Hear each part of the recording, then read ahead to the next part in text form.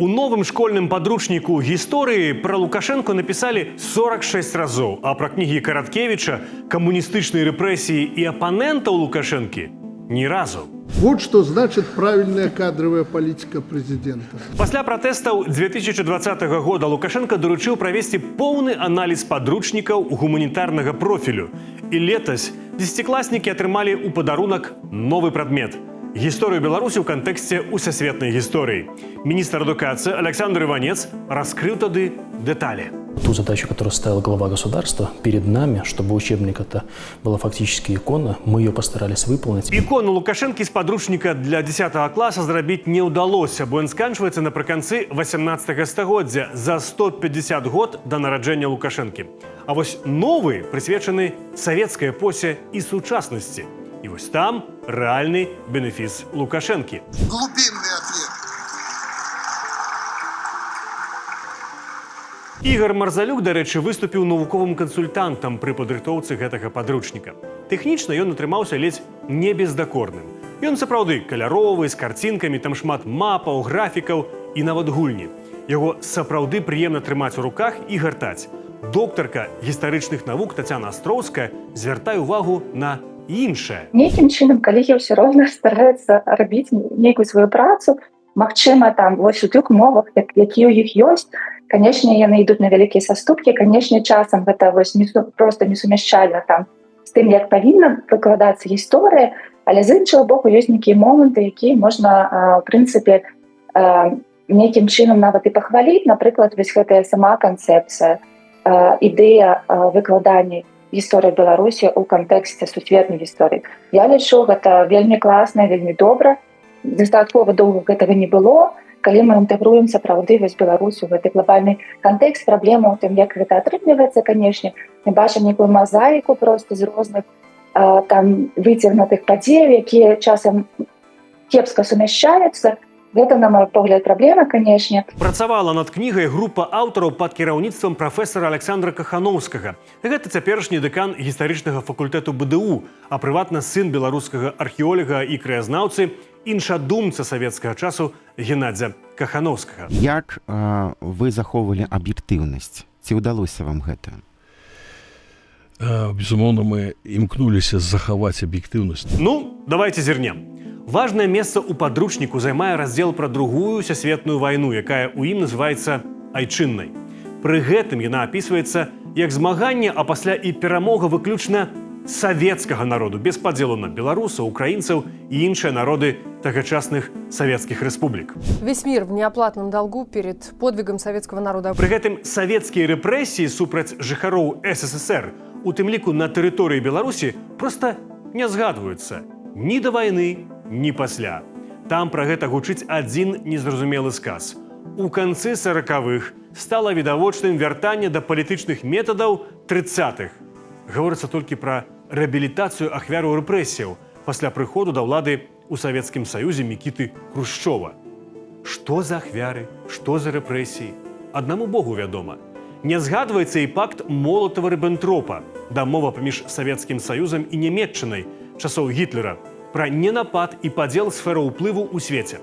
Паводле сакрэтнага пратаколу пакту, Савецкі Саюз і гітлераўская Нямецчына фактично подзялили тагачасную Польшу. Сам термин «пакт Молотова-Риббентропа» он является пропагандистским клише, потому что никакого официального названия такого не было. Адмова ад згадкі пакту Молотова-Риббентропа стала ўжо ў Беларусі мейнстрымам, хаця у ранейшых школьных падручніках гэты факт згадвалі.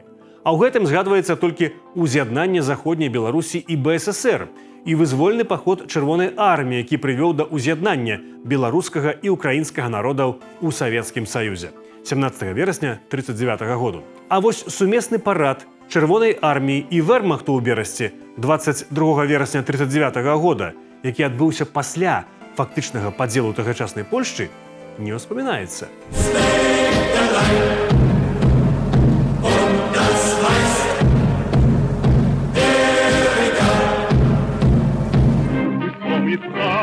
Укрывшись в засаде, мы Не згадваецца і савецкая дэпартацыя з заходняй Беларусі сотняў тысяч жыхароў. У падручніку аўтары не скупяцца на кампліменты як агульнай палітыцы Савецкага Саюзу пасля вайны, так і дабрабыту савецкіх грамадзянаў. Жыццё ў краінах захаду і Савецкім Саюзе паслядоўна супрацьпастаўляецца. Напрыклад, напісана, што палітыка усеагульнага дабрабыту, калі грамадзяне маюць доступ да медыцыны, да побытавай тэхнікі, у краінах захаду выклікана зайздрасцю да дабрабыту сацыялістычных краін, у тым ліку БССР. Они стоят вдоль границы. А зараз факты. У 70-е гады на 1000 жыхароў Савецкага Саюзу прыпадала толькі 6-11 аўтамабіляў, а ў ЗША ўжо ў першай палове 20-го стагоддзя на 1000 жыхароў прыходзілася 250-300 аўтамабіляў. Такі ж узровень быў у краінах заходняй Еўропы у 70-е гады. Как люди могут не понимать, что их ведут за нос? Той факт, што Савецкі Саюз скончыў сваё існаванне, падручнік апісвае з відавочным шкадаваннем. Распад Савецкага Саюзу меў глыбокія наступствы для постсавецкай прасторы і для ўсяго свету. Гэтая падзея негатыўна паўплывала на эканамічнае і палітычнае развіццё былых савецкіх рэспублік, пішуць аўтары падручніка. Таксама гаворыцца, што адзіным дэпутатам Верхоўнага Савету БССР, які галасаваў супраць развалу Савецкага Саюзу абвяшчэння незалежнасці Беларусі, быў дэпутат Лукашенко. Вы мою позицию знаете. Я ее никогда не скрывал. И слава Богу, я был категорическим противником развала Советского Союза. Гэта няпраўда. Супраць белавецкіх пагадненняў галасаваў іншы чалавек, камуніст Валер Ціхіня, што ён пасля пацвярджаў у інтэрв'ю. Многія рэчы ў падручніку проста незгаданыя.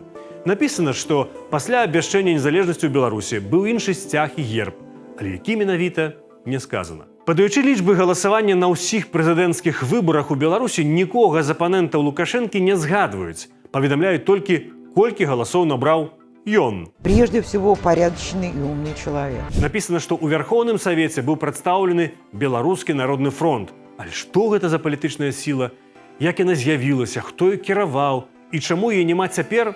Ані слова. Мы папрасілі Тацяну Астроўскую параўнаць падыход аўтараў беларускага падручніка з нямецкім падыходам. Спадарня Астроўская жыве ў Нямецчыне.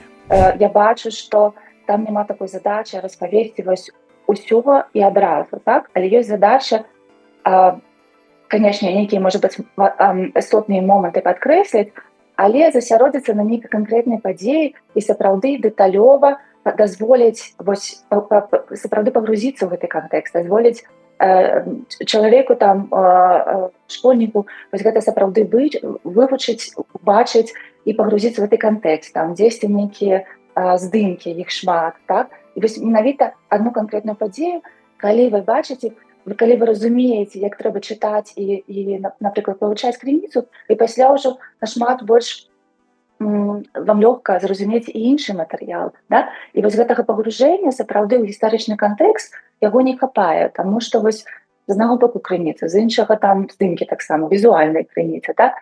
Якія вытрымкі з цытат, можа дыскусію арганізаваць. Вось па адной канкрэтнай падзеі, вось гэтага вельмі мала ў гэтым падручніку. У падручніку згаданы падпольшчык Караткевіч, але не згаданы пісьменнік Уладзімір Караткевіч, кнігі якога па сёння адны з самых папулярных у краіне. Васіль Быкаў згаданы мімаходзь і толькі ў кантэксце таго, што ён быў удзельнікам ваенных падзеяў.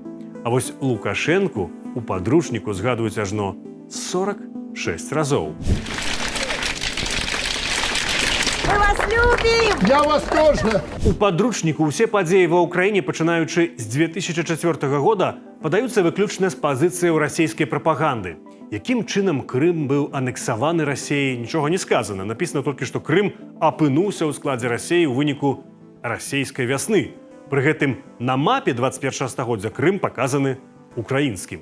Вот езжайте в Крым и договаривайтесь о том, чтобы Крым был украинским, не теряйте его. Згадваюцца непрызнаныя міжнароднай супольнасцю ДНР і ЛНР, якія імкнуліся да незалежнасці. а украінскія ўлады імкнуліся іх знішчыць нібыта ўзброеным шляхам. Поўнамаштабная вайна супраць Украіны, якую Расія пачала 24 лютага ў 22 годзе, у падручніку называецца спецыяльнай ваеннай аперацыяй, якую Расія пачала, каб абараніць насельніцтва ДНР и ЛНР. А я сейчас вам покажу, откуда на Беларусь готовилось нападение. Пасля выбарчыя пратэсты і палітычны крызіс 20-го года ў Беларусі у падручніку апісваюцца як спроба мятяжу з мэтай захопу канстытуцыйнай улады. Не згадваюцца ані апаненты Лукашэнкі на выбарах, ані акцыі пратэсту супраць выбарчых фальсіфікацыяў, у якіх удзельнічалі сотні тысяч беларусаў, а не тысячы палітзняволеных, многія з якіх і праз 5 гадоў застаюцца за кратамі. Менавіта з такім падыходам заказчыкі падручніка хочуць дасягнуць сваёй мэты, якой яны не хаваюць. Гэты падручнік і менавіта накіраваны не толькі даць веда, але і сфарміраваць грамадзяніна патрыёта з пачуццём гонару, што мы маем цудоўную гісторыю, якую мы павінны берагчы. У выхаваўча-патрыятычным складніку падручнікаў па гісторыі няма нічога кепскага, лічыць доктарка гістарычных навук Тацяна Астроўская. Пры ўмове, што ўсё гэта робіцца ў меру. Але галоўнае, на яе думку, выкладанне гістарычных ведаў, крытычны аналіз, уменне разабрацца у гістарычных падзеях. Гісторыя як школьная дысцыпліна павінна вучыць менавіта фарміраванню сваіх адносінаў, што я падыходжу да гэтай падзеі і я умею, я ведаю, як падысці і якім чынам мне сфарміраваць свае адносіны да гэтай падзеі, да якіх крыніцаў я звяртаюся, да якіх меркаванняў я прыслухоўваюся, дзе я шукаю веду. І вось гэта тое, канешне, што вельмі зноў жа не хапае ў гэтым падручніку, таму што веда яна вельмі цэнтралізаваная і тут хацелася больш разнастайнасці і розных меркаванняў. Пасля прыходу Лукашэнкі да ўлады заўсёды быў курс на карэктаванне падручніку па гісторыі Беларусі. Гэты школьны прадмет ператварыўся ў ідэалагічную зброю і выкарыстоўваюць яе супраць дзяцей. Бо змяніць дарослых беларусаў нават сілай Лукашэнку ўжо проста не ўдаецца.